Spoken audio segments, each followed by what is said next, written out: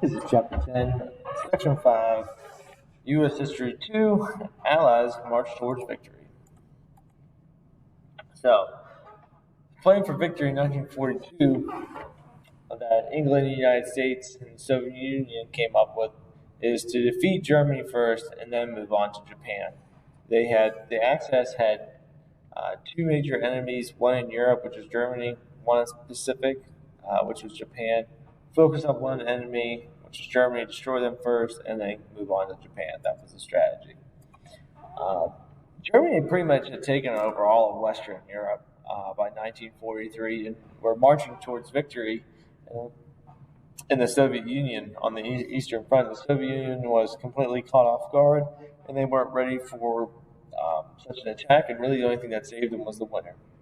Uh, Germany and Italy also had began a stronghold in North Africa, spreading from Europe. Uh, the feared German general Erwin Rommel, he was nicknamed the Desert Fox because he was very um, good tactician with tanks, and he was stationed in North Africa. And pretty much Germans used their tanks to conquer great swaths of land in North Africa.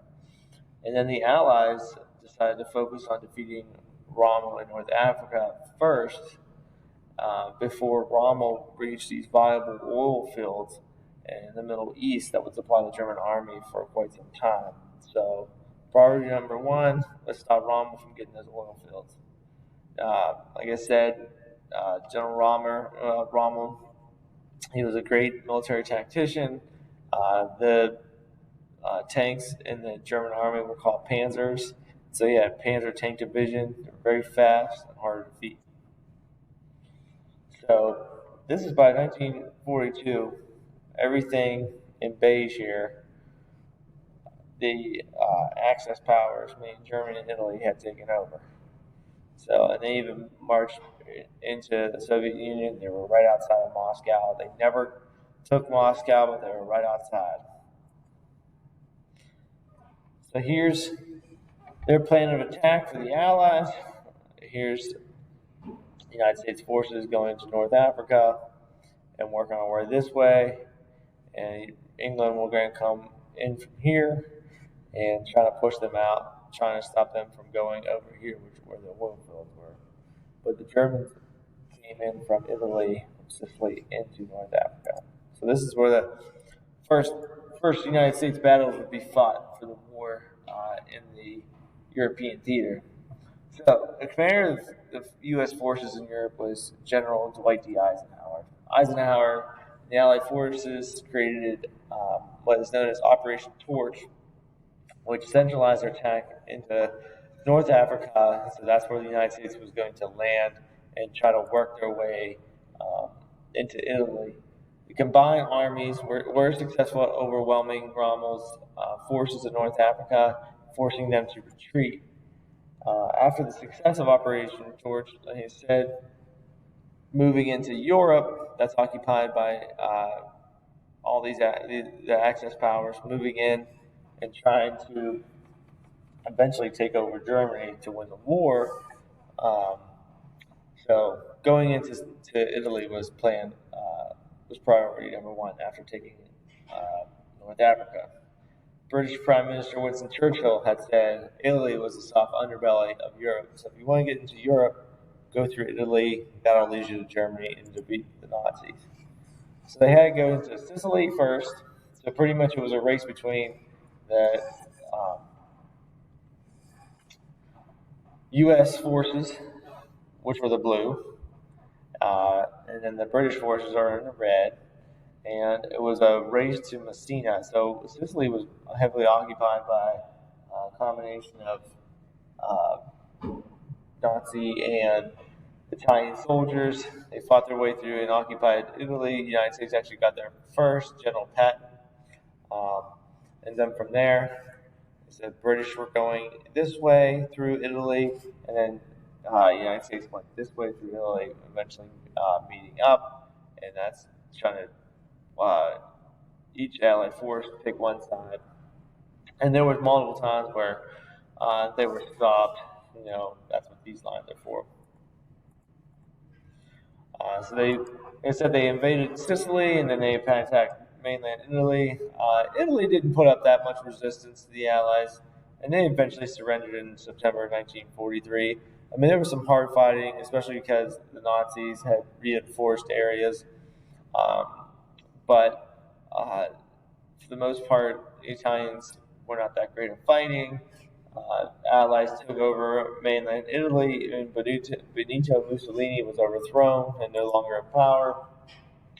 Uh, Italy then made an alliance with the Allied forces and declared war on Germany as well.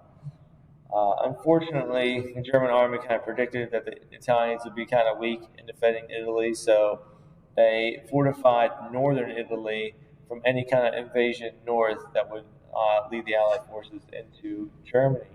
And so the Allied invasion kind of stopped, and they could not break past where the Germans were in northern Italy, especially because the Alps are there. That's where the Alps are, so it's mountain range. So that plan didn't really work, but they did capture Italy, or most of it at least. So by 1944, the Allied forces focused on a new invasion of Europe through France, which was occupied by Germany now for a couple of years. Time to get to free France, and then the Allies would work their way into Europe that way and eventually take over Germany. So, General Eisenhower eventually became commander of all the Allied forces in Europe, and they would attack France, the beaches of France, called Operation Overlord, and the eventual goal of invading Germany. Operation Overlord was designed to launch this massive attack on this French beach called Normandy. It was a combination of ships, aircraft, and infantry. 155 Allied soldiers would cross the English Channel into this area called Normandy. And there's 5 beaches: Utah, Omaha, Gold, and Juno, Sword. That was the goal. So, the German army was preparing for some kind of attack on the French coast eventually.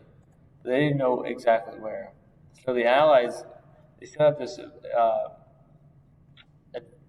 kind of diversion, and the Germans could kind of see on the British coastline this army amassing, but it was a fake army.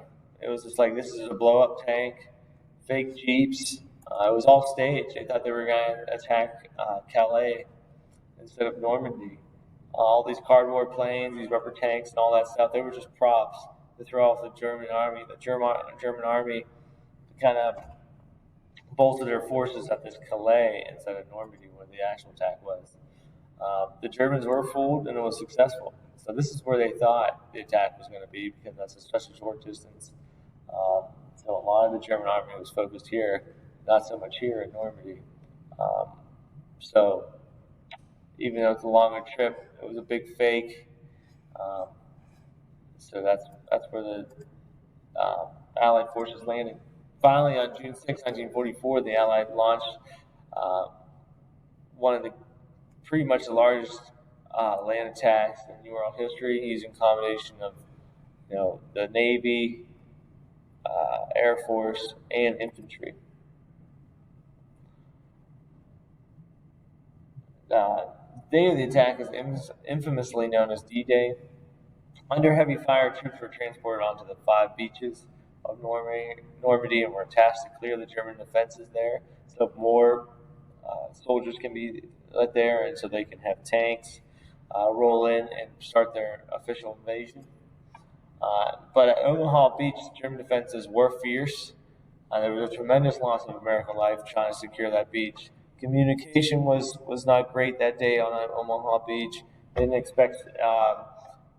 They bombed. They tried to bomb the defenses on the German defenses, but they missed. It just didn't really work out. So a lot of American soldiers died.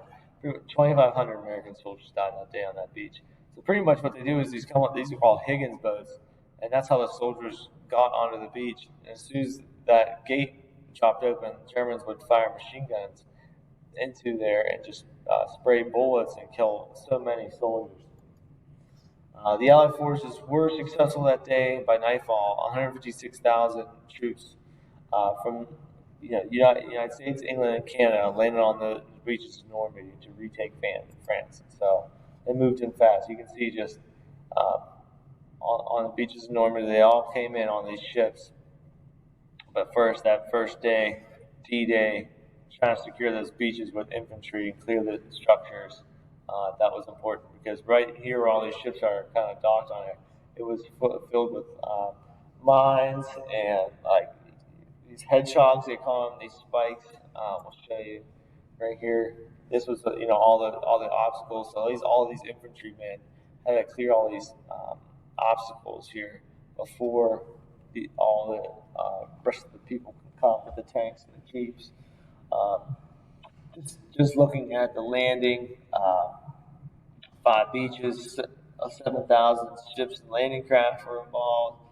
Uh, there was about 4,000 to 9,000 German casualties that day, almost 4,500 Allied forces casualties that day, and thousands of French civilians died in the attack because there was bombings. The Allied forces were trying to bomb, and they missed. They just straight fire and whatnot. Here's what it looked like sailing on that ship. A lot of men would throw up on that trip because it was so rocky and the seas. It was just so terrible. And they kind of had to stop at some point so they didn't get stuck in the sand on the beach. Some of them had to swim or trip through the water to get to shore. And this is like the German defenses. They were kind of nested in these concrete barriers. Massive loss of life that day. So once the majority of the Allied forces entered France, Germany really didn't stand a chance. The Soviet Union on the Eastern Front was finally able to slow the German advance due in large part to a very cold winter. So in Russia, very cold. Germany just couldn't advance that. It's hard to move in that deep of snow and that cold. So their advance was stopped. And during that winter, the Soviet Union began a massive production of all these tanks and planes. And as soon as spring happened, they were started to push back the German army with all these fresh supplies. The Eastern Front saw the largest casualties of the war, though, with the Soviet Union losing more soldiers than any other country during the war. They just lost millions. The Germans really handed it to them, but Russia is such a big country, they replaced their soldiers and they just kept on fighting. During the Battle of Stalingrad, over 1 million Soviet soldiers died defending that city.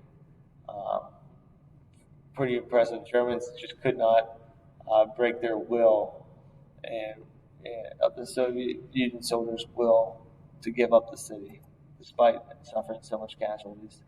Then by the summer of 1944, the Allied forces were rapidly closing in on Germany from both the western side, which was the invasion of Normandy and France, and then the eastern side, which is from Russia and the Soviet Union. So you can see finally Russian advances in, and they end up here. And then you can see on both sides entering from right here. That's where Normandy is. They entered here, and then the Allies just kept pushing in, and so the Soviet Union, and then eventually squeezing out Nazi Germany. Berlin was the central focal point of where they would meet. The Germans did have one last-ditch effort called the Battle of the Bulge. They thought they could, on the Western Front, take one good counter attack at the Allies and maybe push them back. It did work. Pretty much Germany threw everything they had at this attack. It was their last-ditch effort, but it's called the Battle of the Bulge because it created a bulge in the United States line, American line. But it was caused deadly fighting between the Allies and the Germans, and Germany was losing soldiers that they couldn't replace, and with the United States in the war, fresh soldiers were arriving every day. So German, even though it was a valiant effort, didn't really help Germany that much. All it did was end the war quicker because there were so many men were lost from Germany during Battle of the Bulge that there was hardly any left to stop further invasion of the Allied forces. So this is where this was the line, and then it broke here, and this is the Ardennes again, and the Germans created that bulge in that line, and but the Allied forces were eventually able to beat them back. It was during the winter time, late December and January. It was really cold, hard to move, and it just didn't work out for the Germans. And then, January 1945, the Soviet Union were the first allies to reach German territory. Allied forces from the Western and the Eastern Front continually bombed German cities and factories, trying to force a surrender. With the Allied forces on the verge of taking Germany's capital city of Berlin, Adolf Hitler committed suicide in his bunker in April. So, after Hitler was gone, that was it. As soon as May 8th, Germany officially surrendered to the Allied forces, and the day would be known as VE Day, meaning Victory in Europe. The Allies celebrated after 5 years of fighting in Europe. It was finally over. Hitler was dead. Germany was army was no more. The fighting was over in Europe. So now that Germany was taken care of, now it was time for the United States to defeat Japan. The Allied forces were victorious in Europe, but Japan was not ready to surrender to the U.S. in the Pacific. They were very stubborn. In 1945, unfortunately, President Franklin Roosevelt died, and Vice President Harry Truman became the new president and was tasked with securing victory against Japan. U.S. forces used a strategy called island hopping, which planned for the capture of the Japanese islands, and then go to the next, and then the next. Each island taken was a step toward invading mainland Japan. The U.S. communicated their attacks using Navajo Native Americans, speaking their native language, Navajo Native language that the Japanese could not understand. The Navajo Native language is very hard to learn. Pretty much you have to grow up with it, and it really doesn't make sense to any kind of code breakers. So that's how the United States communicated with each other on what islands to go where, because Japanese couldn't figure it out if they intercepted it. They were called code talkers, these Navajo Indians. And then in 1945, U.S. General Douglas MacArthur was finally able to retake the Philippines.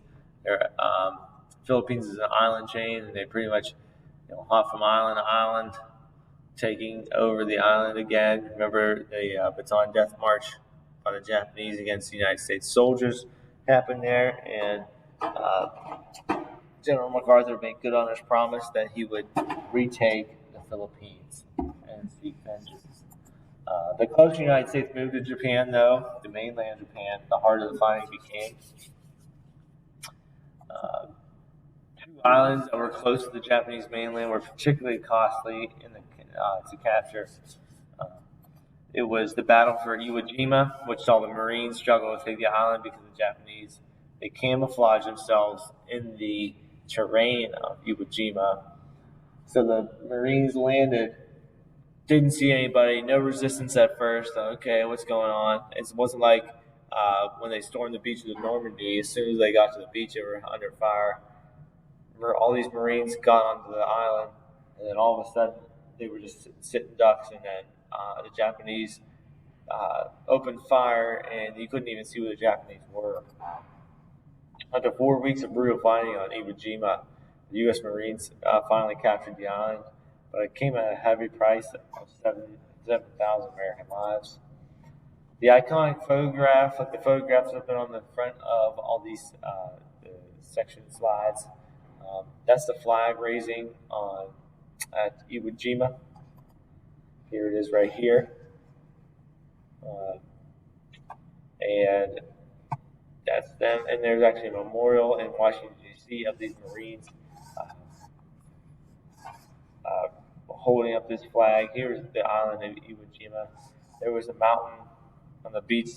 There's the main mountain on Iwo Jima. And if they take that mountain, that means you have victory. And they finally took it. And they planted this flag there. And there's still a flag there on at Iwo Jima today. So there was kind of like the holes and whatnot that the Japanese were hiding in. And it was actually some of these Japanese were hiding so well that they were there for years after the battle, not knowing if the war was over or not, because they were just stayed in their station, kind of holed up.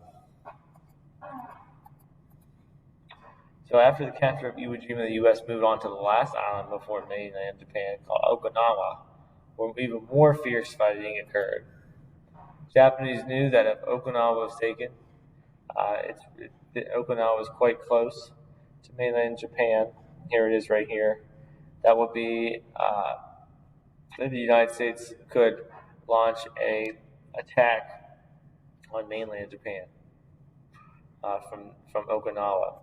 So fierce fighting was there. The Japanese soldiers defended Okinawa valiantly. They chose to die in battle until the last man to surrender. If they were even cornered, they would even jump off cliffs because they didn't want to be taken hostage. It's not their thing. And Japanese pilots, they were doing kamikaze missions, which would have them fly suicide missions into planes, into the U.S. ships. They would literally fly their planes into the U.S. ships, using themselves as the bomb. After losing another 12,000 soldiers at Okinawa, the U.S. Finally had control of the island and was able to establish an air base. So, what the United States learned after the two battles at Iwo Jima and Okinawa is that the Japanese were not going to surrender easily, and they were just going to fight tooth and nail to the end, the very end. And an invasion of the Japanese mainland was going to cost thousands more lives, even up to 1 million. President Truman had a secret weapon, though, that had the power that the world just had never seen before. President Roosevelt began this creation of a very secret project called the Manhattan Project to develop this atomic bomb. This weapon creates a massive explosion, and the operation was codenamed, like I said, the Manhattan Project. The leader of the project was called, his name was J. Robert Oppenheimer, and he was the creator of the atomic bomb using Albert Einstein's formula with E equals mc squared. So combine all that together, you have this massive atomic bomb. It was tested first before using it in July 16, 1945 in New Mexico. It created this massive explosion, and they're like, okay, we have something here. President Truman was forced to decide whether to use the atomic bomb against Japan. The reason why Truman dropped the bomb was because of this. Like I said, so many more American soldiers would probably die. It was estimated about 1 million. China invaded mainland Japan. It cost so many American lives to take over these small islands. China invade mainland Japan, where all the civilians would fight. It would just cost so many soldiers' lives. The U.S. wanted to end the war quickly. They didn't want to drag this out any longer than it had to. Americans are growing weary of fighting more battles, and the U.S. wanted to show the world that it was powerful, that it was the most powerful country in the world, that it had the best weaponry, best technology, best people, show that the United States was number one. This is kind of where the United States is number one kind of started. Like, we're number one. Before World War II, the United States was not considered number one. So after World War II, it's like, yeah, we're the big dogs in the world. President Truman gave the Japanese an ultimatum before he dropped the first atomic bomb: either surrender or face, he said, prompt and utter destruction. Japanese said, no, we're not going to surrender. Okay, they didn't. Truman didn't tell them they had a bomb. He just said, you're going to get destroyed. And boy, did they ever. They dropped the first atomic bomb on a city called Hiroshima. The reason why they did not want to drop it on a city like Tokyo, Japanese biggest city, because it's already been bombed before by U.S. planes. Some of it has already been destroyed. They were looking for a fresh city that had a lot of factories that made war goods. Hiroshima was definitely one of them. So on August 6, 1945, the U.S. B-29 bomber called the Enola Gay dropped the first atomic bomb called the Little Boy on Hiroshima. When the bomb exploded, it destroyed 5 square miles in the distance. So it was just a big flash. It just kind of destroyed everything. Over 70,000 people died after the bomb was dropped in Hiroshima. And still,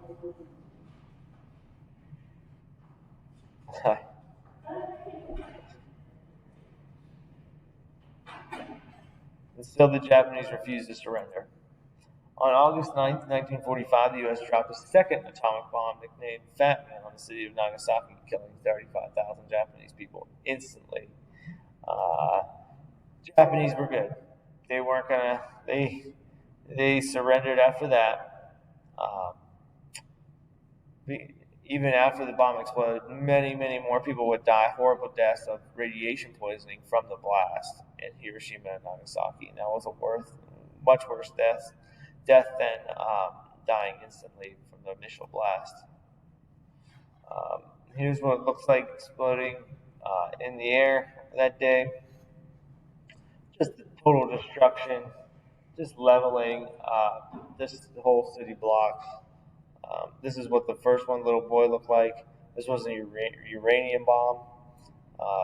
Equal to the power of 15,000 tons of TNT. And this is the bomb that landed on Nagasaki. 21,000 tons of TNT made of plutonium. Both just devastating. So on August 14th, the Emperor of Japan said that's enough. They announced their surrender. It was fortunate that Japan surrendered because the United States only had 3 atomic bombs, and they blew up one in New Mexico, one in Hiroshima, one in Nagasaki. They didn't have any more left, so it was a good thing they gave up after that. Then the Japanese surrender is known as VJ Day. The world celebrated as World War II officially came to an end with the Japanese surrender. The Allied forces were victorious, but they faced a large task in cleaning up the world. The world was pretty much a mess, and healing the world from just years of war. That ends in chapter 10, section 5.